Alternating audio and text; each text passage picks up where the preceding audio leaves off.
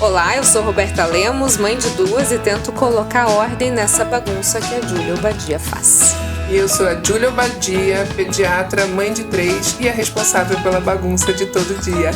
Eu sou a Maite Varela, psicóloga, psicanalista, mãe de 2 e passo pano e acolho a galera. E juntas formamos Entre Laços e Nós. Toda semana recebemos um convidado especial para debater assuntos do dia a dia, formar laços e desatar os nós. Vem com a gente! Olá, seja muito bem-vindo ao Entre Laços e Nós, que hoje vai falar de um assunto muito pertinente, excesso de diagnóstico e medicação. E sobre isso a gente conversa hoje com a doutora Camila Beraldo, que é psiquiatra. Tudo bem, doutora? Seja muito bem-vinda. Tudo bem, obrigada. E com a minha dupla, que é sempre muito bem-vinda, dona do podcast, mas que eu sempre convido elas, porque senão a gente não tem programa, que é a Júlia Obadia. Nem tem graça. Nem tem graça, eu tô nem analisada. Júlia e Maite aqui para deixar o nosso dia muito mais divertido, num assunto que é muito sério. Então, doutora, para a gente começar, a gente vive hoje uma sociedade onde grande parte das pessoas tomam remédio. Quando você começa a fazer pesquisa, num grupo de 10 pessoas, acho que a gente pode até dar um chute de 7 a 8, estão tomando algum tipo de medicação, geralmente não medicação para dor física, mas às vezes para doenças emocionais ou psíquicas. O que está acontecendo? Então, acho que tem alguns problemas aí que bastante complexos, né? Acho que uma questão bastante que passa é que a psiquiatria, mais ou menos em 1970, ela deu uma certa guinada na maneira de encarar as questões mentais, né? Entrou numa psiquiatria mais biológica.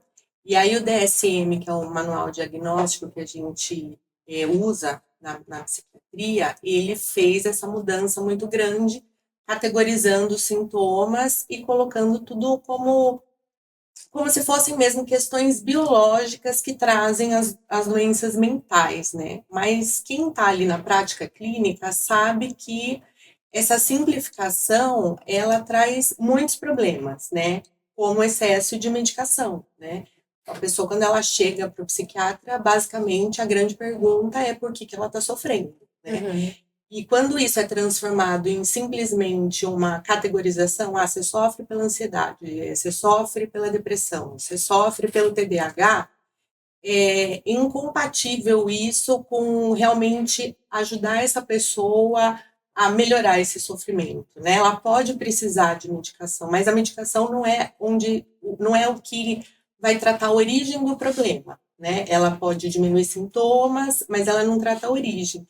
Então, hoje, todo mundo entra mais em alguma categorização e são diagnósticos meio a rodo, né? Que quase todo mundo vai tendo. A origem do problema, por exemplo, é tratado com pessoas como a Maite? Com certeza, né? Em breve com a Camila também. Ah, é? Com certeza. Ela tá estudando Eu também psicanálise. estudo bastante psicanálise, porque eu percebi na clínica que a psiquiatria tem uma importância, mas é bastante limitada, né? Se a pessoa ela não consegue entender por que ela está sofrendo e da onde que vem isso, como que ela vai poder se apropriar e ter mudanças?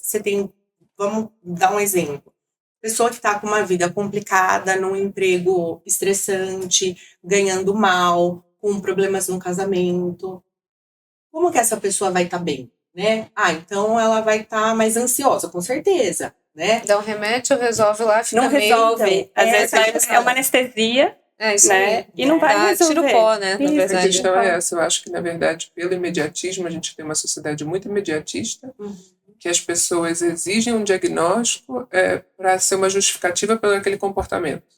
Então, eu estou assim, assim, assado, mas eu fui no médico e ele falou que eu tenho um transtorno de ansiedade generalizado.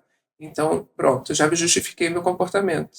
Como que eu vou resolver? Só tomar um remédio. Vou tomar um remédio, você começa... O remédio, de fato, tem algum efeito, mas não é isso que é a solução dos problemas, né? Uhum. E, assim, a minha mãe tem depressão e ela falou que fez tratamento psicanalítico por muito tempo e ela falou que ela não quer mais. E ela tem anos que ela só quer tomar remédio. A Camila é psiquiatra da minha família inteira. Fala sobre a Júlia. Eu ainda não tenho diagnóstico. Posso te dar uma dica?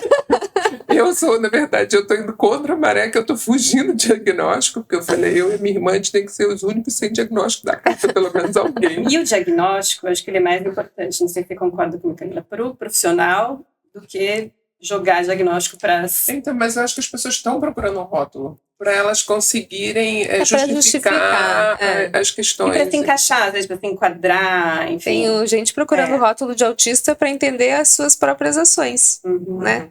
E às vezes, na verdade, a pessoa nem tem o transtorno, nem tem uma doença, ou pode até estar começando a ter, mas que ela pode ser contornada com comportamento. Isso eu vejo muito com o TDAH, não sei a Camila, mas assim, hoje em dia eu tenho um monte de amigos que falam, não, mas é que eu descobri que eu sou TDAH.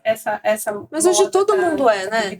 Então, até no Instagram você vai rolando, tem aplicativo assim, faça o seu diagnóstico, faça um teste. Mas tem a ver com o nosso modo de vida. Exatamente, né? Eu acho que aí esse é o ponto que pega, né? O Freud, ele fala assim que o sofrimento, a origem do sofrimento vem das forças da natureza, da nossa relação com o nosso corpo e da relação com o outro, né? Então, assim, o que acontece numa sociedade onde é cobrado que a gente tem que produzir o máximo, né? Onde a gente tem que estar sempre respondendo mensagem de WhatsApp, onde a própria linguagem hoje são notícias pequenas, curtas, que você vai bater o olho e ler. Então, as pessoas elas estão perdendo a capacidade de concentração, de leitura. As pessoas preferem, elas sentam numa mesa, num restaurante, elas preferem interagir no próprio celular do que com as pessoas, né? Sim. Isso vai produzir uma série de mal-estar dentro dessa sociedade que não necessariamente vão ser doenças, né? Até porque na psiquiatria a gente não chama de doença, a gente chama de transtorno. Porque não existe um substrato biológico, não existe assim, olha, exatamente nessa... Tem algumas pistas que a gente sabe que sim, acontecem coisas biológicas, mas a gente não consegue justificar exatamente por questões cerebrais ou de neurotransmissores o que está acontecendo, o que é a ansiedade de uma pessoa, entende? E Agora, essas simplificações são muito perigosas. Doutora, né? eu queria trazer um enfoque aqui, que eu acho que é o enfoque da nossa geração. Quando a gente está falando isso aqui, não para de apitar o tempo inteiro. O seu, principalmente. O meu, elas estão vendo. O negócio fica brilhando. É sempre o campeão. E aí a gente tem, na verdade, uma geração que nasceu com celular, que não é a nossa. Não somos é a nossa olheira. Acho que não. Que nasceu com celular, mas não se tem um estudo do que isso vai acontecer, por exemplo, no cérebro deles, né? Está muito novo, está muito recente. Mas a gente está vendo uma geração de adolescentes e jovens muito comprometidos, né? Claro que assim, a nossa geração, a geração dos nossos pais também está sofrendo com depressão, com ansiedade, mas de uma outra forma. Eu acho que o olhar é diferente, né? Talvez pela pandemia, talvez porque a gente se adequou nessa realidade. Agora, essa geração que nasceu na era digital, ela tem uma outra forma de pensar, uma outra forma de se relacionar comportamental com os seus pares, com os seus subordinados, com os seus superiores, e a gente não sabe o que isso pode acarretar de doença mesmo. Porque daí eu acho que não é só comportamento, né? Não sei se queima neurônio ali nessa velocidade, porque é tudo tão veloz. Eu não sei se queima ou se deixa de desenvolver, na verdade, né? Eu estava até vendo hoje um influencer desses falando, aquele psicólogo, eu gosto bastante dele, e ele estava falando de quantas coisas você ganha simplesmente levar o seu filho ao supermercado. E eu tenho algumas amigas que têm filho e falam, não, eu nem levo pro mercado, porque fica enchendo meu saco, não sei o que. Dá mais trabalho. Dá muito mais trabalho. E eu, na verdade, eu sou o canguru, não que isso seja uma vantagem, eu sou melhor que ninguém, mas eu sou o oposto, eu levo até em lugares que eu provavelmente não deveria. Mas assim, eu lembro que eu ia no mercado com meu pai e eu adorava ir no mercado. Eu não vou nem falar as coisas que a gente fazia, porque não é legal, mas... Depois você conta, tá? Ele é a roupa mais querida que existe, cara. Mas, a gente ia pro mercado e ele estava falando assim, a escolha dos alimentos, a ordem que você pega as coisas, porque você não pode pegar um papel higiênico e pegar um lista antes, né? Tem uma lista, tem um tempo processo, de fila, né? Você precisa esperar na fila, tem o preço, você vê o preço, o que é mais barato, o que é mais caro, o valor do dinheiro. Esses dias eu fui com as crianças para sair, e aí, comprando as coisas, eles falavam, mamãe, você vai ter dinheiro para pagar isso tudo. Não, mas olha que legal, né? Realidade, olha que legal, porque Mas assim, eles têm muito mais noção do que as minhas, que enche o carrinho e está Eu achei que você ia falar do que eu. Eu não duvido também. Mas assim, e óbvio, e eles pegam as coisas, vamos levar, e é um embate, ainda mais de fato, eu vou com os 3, aí um tá cansado, aí um grita, se bate, aí quer sentar no carrinho, mas assim, eu acho que as pessoas perderam essas coisas do dia a dia pela facilidade do telefone. Mas E isso para um tem simples muito a ver não só com o restaurante. telefone, mas com as medicações, né? Que são esses atalhos, essas tentativas de anestesiar algo que é um processo. Porque tem a ver também com tudo, com o celular, com isso que você está falando, né, de ao mercado, que é a incapacidade hoje em dia de esperar, de lidar com o tédio, de lidar com o processo, porque vai doer, e você tem que esperar a dor passar. Eu, na pediatria, fico impressionada com a quantidade de criança tomando medicação, sem com necessidade diagnóstico também. não, assim, eu tenho alguns diagnósticos que não tem jeito, mas eu não sei se você vê a quantidade de criança tomando risperidona, assim, uma coisa surreal. Pra que é isso? É um antipsicótico que pode ser usado aí por muitos motivos, melhorar, né? Tentar conter, às vezes, um comportamento mais disruptivo que é frequente. É bastante usado no autismo, que tem algumas comorbidades psiquiátricas. Eu acho que, assim, a questão não é demonizar a medicação, né? Porque pelo contrário. também tem muita coisa que antes não era vista e hoje é. Só que, assim, não era visto nada, então agora é visto tudo. Mas né? parece que agora você está medicando o tempo, né? Medicando, tipo, A o movimento. produtividade. A criança né? é um ser do movimento. É um ser do movimento e, assim... É um ser de limite também, né? Crianças não trabalham. Falta limite. Né? E a gente, eu acho que fica todo mundo muito insatisfeito, que eu acho que a insatisfação é o sintoma geral, crônica, né? Com as próprias escolhas que você faz na vida, né? Então, assim, se teve um filho, você tem que acordar cedo, né? Precisa de várias pessoas cuidando dele, a gente sabe que a mulher fica muito sobrecarregada, cadê esse homem, esse companheiro para cuidar, cadê a sociedade para ajudar essa mulher no trabalho? Então, o negócio vai se complicando assim, de um jeito que aí a gente espera que a criança ela se comporte de um jeito que seja bom para os adultos. E isso não vai acontecer, né? E, assim, o celular, eu acho que, essas crianças, o mundo, elas vivem num mundo que é num outro tempo, que elas têm um celular, mas, assim, tem adultos que cuidam delas e que eles precisam ajudar essas crianças a fazerem escolhas, mas esses adultos também estão super comprometidos, porque estão ocupados, estão sobrecarregados, não sai, não brinca com o filho, não olha quantos pais, né, a Júlia aqui, pediatra, que não tem a menor intimidade com o filho, ele não sabe basicamente o que o filho gosta, o que o filho gosta de fazer, o que o filho gosta de comer. Então, assim, tudo isso vai fazendo mesmo que a criança fique no celular, nas telas. E os pais, né? Os pais estão nas telas. Eu mesma, eu me considero super presente, eu estou sempre com as crianças, mas às vezes eu falo assim, eu preciso de 5 minutos. Eu pego meu celular e fico mexendo. E um dia alguém falou, hoje em dia a gente não tem aquele tempo de deitar e ficar fazendo nada. O meu tempo de deitar e ficar fazendo nada é dormir. Fazendo alguma coisa. Fazendo alguma coisa aqui, né? Então, mas aí acaba que o seu cérebro está o tempo inteiro. Então, eu acho que, assim, de fato, a gente fica buscando diagnósticos e buscando medicar o sintoma geral. Tá todo mundo, assim, né? Todo mundo num nível... precisa hoje ser TDAH para sobreviver, né? Porque você precisa... a Camila já várias vezes me mandou procurar uma psicanálise. Eu fujo. Eu brinco, eu falo, eu tenho medo dela me curar. A gente tá fazendo aqui uma com ela, mas acho que não tá dando certo. Ela não vai enfiando as pessoas. Eu ainda brinco com ela, eu falo, eu tenho medo dela me curar, porque eu vou buscando tantas funções que eu tenho medo de não conseguir dar conta de todas as funções. E assim, eu honestamente não acho que eu tenho um distúrbio, mas a vida vai exigindo que a gente vá... Mas às vezes, vou só jogar uma aqui, já que a análise selvagem, né? Às vezes a gente precisa do caos e do ruído para não escutar dentro. Porque dá medo de escutar. Todo mundo fala isso pra mim, eu fico chateada, de verdade. Gente, eu quero escutar, mas agora eu não tô afim, não tô com tempo. Deixa eu fazer mais um trabalhinho. É uma fuga.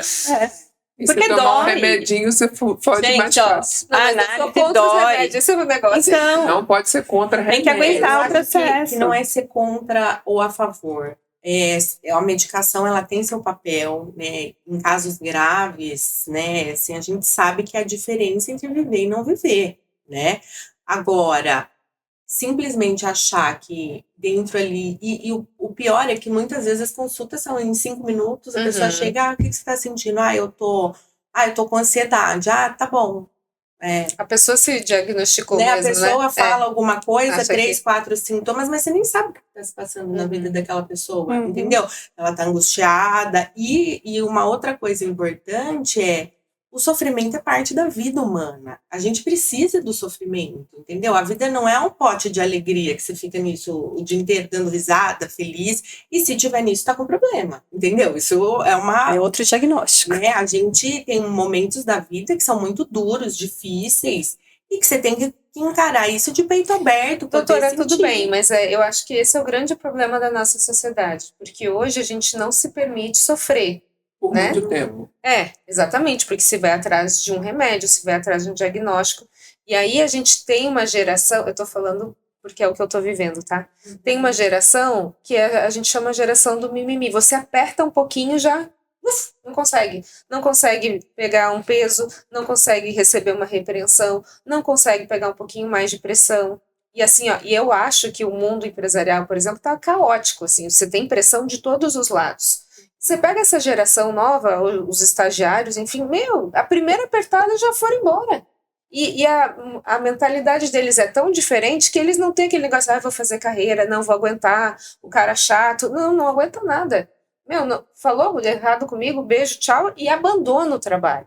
Então, eu acho que a gente está formando uma geração, entre aspas, que sofreu muito na pandemia, porque também não foi treinada, né, nesses perrengues da vida, e a gente joga eles numa realidade que eles não estão preparados, mas eu vejo, assim, uma geração, entre aspas, fraca pro perrengue da vida, entendeu? Então, eu vou discordar, tá? Porque eu acho que se a gente pensar, essa geração, ela tá pensando em coisas que na nossa geração não eram nem questões, né?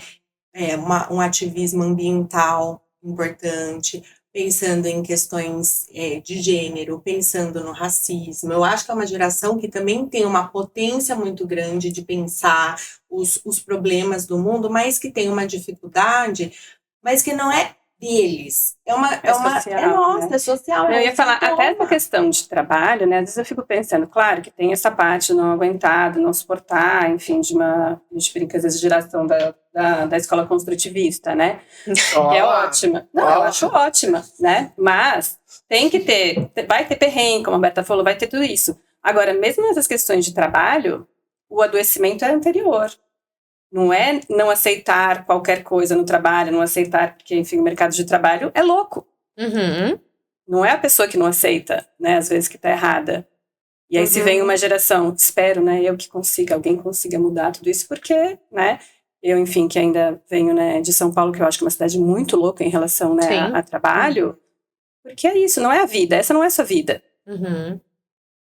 Às vezes a gente sobrevive, né? A gente não vive, a gente sobrevive. Você passa o dia respirando lá, às vezes com uma máscara de oxigênio, para tentar passar para outro dia. Eu acho que essa maneira exploratória de viver a vida, né, que é basicamente acumular coisas, né, ser o melhor, que sempre tem essa proposta que, assim, você deve fazer o melhor de si mesmo, E se você é uma pessoa que ganha razoavelmente bem para pagar suas contas e não almeja uma outra coisa? Isso é considerado dentro da nossa sociedade uma coisa problemática, comodismo, entendeu? Para a nossa geração mais velha, né? Porque a geração mais nova ele já tem essa diferença. Exatamente. Não tem essa coisa do que eu não quero ter um carro, não quero ter uma casa. Eu quero, assim, me deslocar e ter um local para morar, não precisa ser meu, né? A gente tinha assim, eu preciso ter minha casa própria, eu preciso ter meu carro, eu preciso ter meu emprego. Essa geração não, essa geração ela pensa, eu preciso me deslocar, vou de Uber. Preciso morar em algum lugar, alugo. E tá tudo bem, né? Entre aspas, eu acho como é que a gente fala, uma ambição boa, entre aspas, né? Que a nossa geração talvez tivesse com outros valores, porque os valores mudaram dessa geração, mas eu não vejo essa ambição de querer resolver, assim, de garra, sabe? O que me aparenta como mãe, não como profissional da área, mas como mãe, e como profissional, que tenho alguns estagiários que trabalham comigo. não tem uma garra de que eu quero aquilo, eu vou até o fim. Não quero aquilo, não deu aqui, eu vou por outro caminho. Eu, como empresária dentro da medicina, na verdade, nem dentro da medicina, né? Que abriu uma empresa de comida. Foi super difícil arrumar alguém para trabalhar. Foi super difícil. A gente chegou ao ponto que a gente fez uma entrevista com uma menina. Ela ganhava R$400, eu acho, na loja da família. E aí a gente ofereceu um emprego com salário mínimo, acho que era 1.800, 1.900. Só que aí ela precisaria trabalhar um mês para receber aquele salário no final do mês, executado. Só que isso era dezembro. Ela falou, só vou receber em janeiro? Ai, não, então eu prefiro ficar na loja da minha prima. E assim, foi realmente difícil. Eu vejo com o secretariado da clínica, agora a gente está numa fase boa, mas como foi difícil arrumar alguém. Eu não queria nem que vestisse a camisa, porque eu tenho medo disso, de vestir a camisa e da pessoa ser explorada. Não era isso, mas assim, na verdade, que tivesse um comprometimento, porque às vezes você tem situação, por exemplo, essa semana a gente teve um problema de chegar à secretária porque a balsa fechou. E aí a Maite falou, não, eu seguro um pouquinho para você. Ela não tinha nenhuma obrigação, ela subloca a clínica, ela é um cliente meu, mas assim, essa questão de ajudar. E aí essa secretária que é das antigas, ela deu a volta, sei lá, do outro mundo para conseguir chegar lá, o que talvez alguém mais jovem, mas eu não sei se pela imaturidade da própria experiência profissional.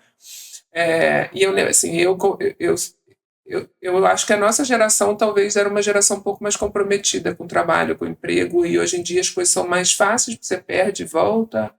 Então, enfim, não sei. Tem esse imediatismo. Mas eu acho que é o imediatismo, na verdade, de toda uma comunidade, de todos nós. E a nossa geração, uma geração que veio de pais com muitas dificuldades, que vieram de pais com mais ainda, né? Então, ao mesmo tempo que, assim, às vezes você está questionando assim, não, minhas filhas, meio corpo mole, mas assim, o quanto que você também deu muitas coisas. Elas estão respondendo ao que eu dei. A gente tem muita responsabilidade nesse ponto. Os pais vão deixando que os filhos tenham as próprias experiências, batam a cabeça,